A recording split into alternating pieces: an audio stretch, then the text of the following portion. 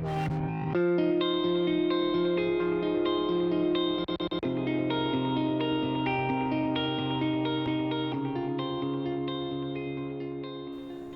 everyone, Tony here from Anyox 4Runner. Today I wanted to present to you our 1999 4Runner Limited. She has about 148,000 miles on her. She is mica green, two-tone.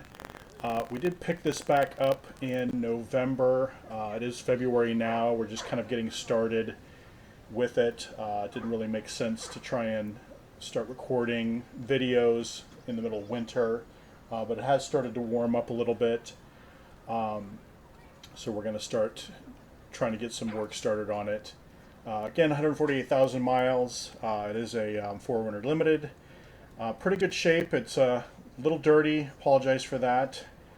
She will get a proper cleanup here in a couple of weeks when it's a little bit more like car wash weather. But I did want to take a look, give you a little bit of a walk around, discuss some of the things that we want to do with this 4Runner. It will be part of an overlanding adventure that my wife and I are going to take.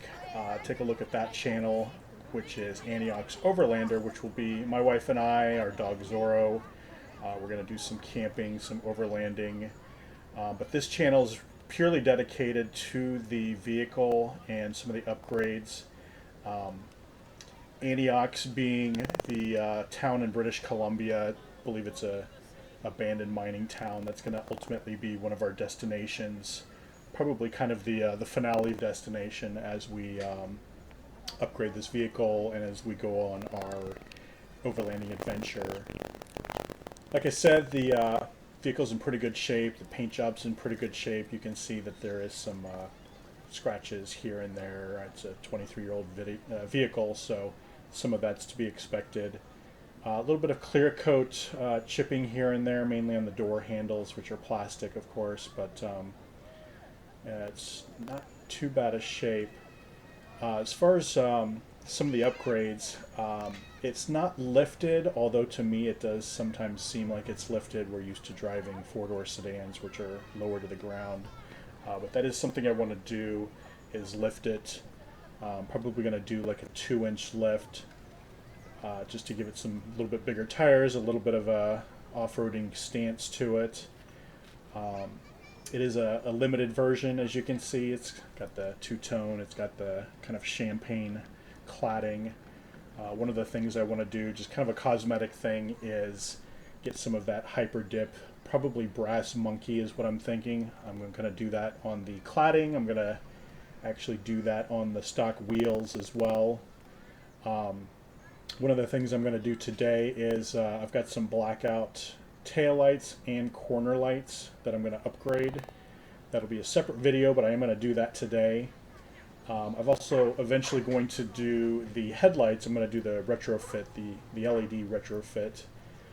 Let's take a look at the inside quick here. It's pretty good shape. The headliner looks nice. The interior is in pretty good shape. So the seats are pretty rough, but otherwise the interior is pretty clean. A few scratches here and there. Not a whole lot. The windshield here's got some pits and scratches as well, particularly this one up here. That's it's not a UFO. That's actually a crack from a rock.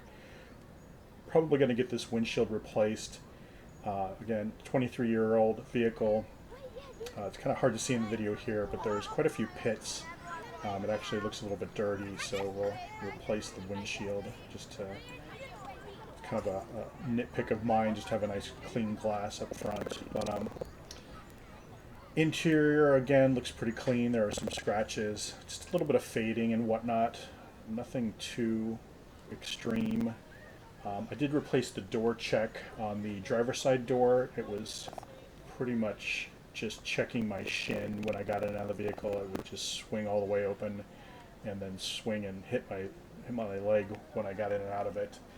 But I did replace that. I might do the passenger side as well, just so they're both updated with new door checks.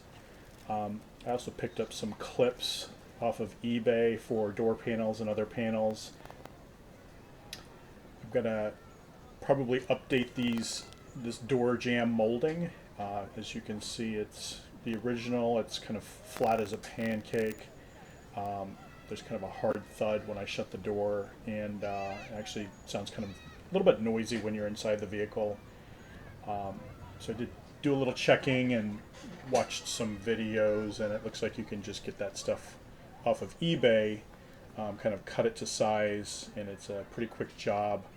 I have seen that you can purchase the Toyota original stuff for like $150, $160, but it's pretty expensive considering what it is. You can get, I think, a length of 20 feet of this stuff for like $20, $30. So probably go that route just to kind of seal it up a little bit better.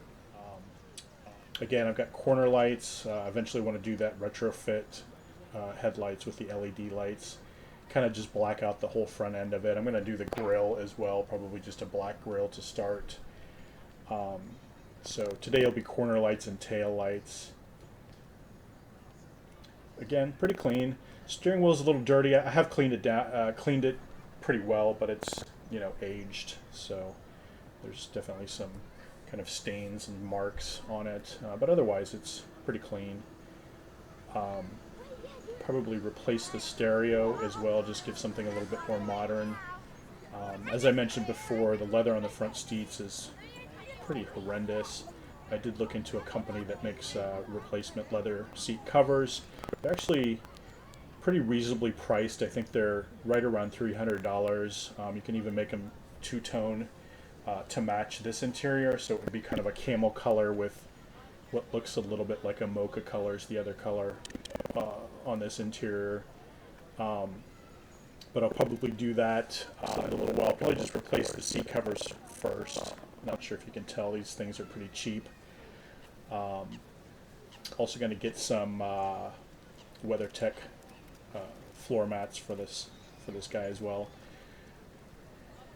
23-year-old vehicle. One of the things that'll be part of the project is fixing the sunroof. It currently leaks. It also doesn't move.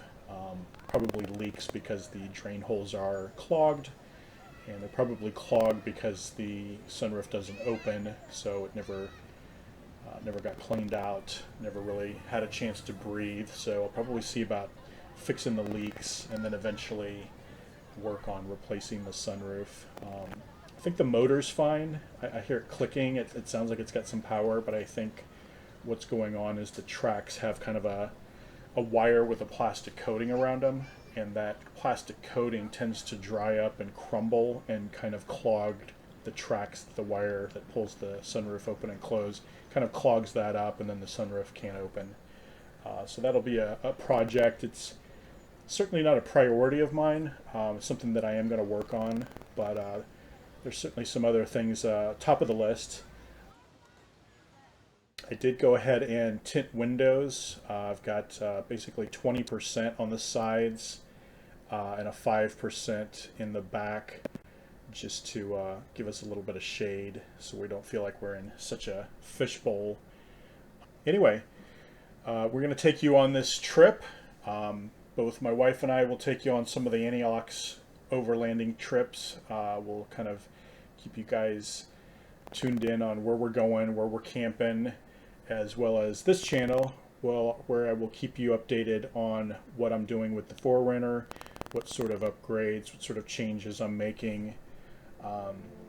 So stick around and join us for the journey.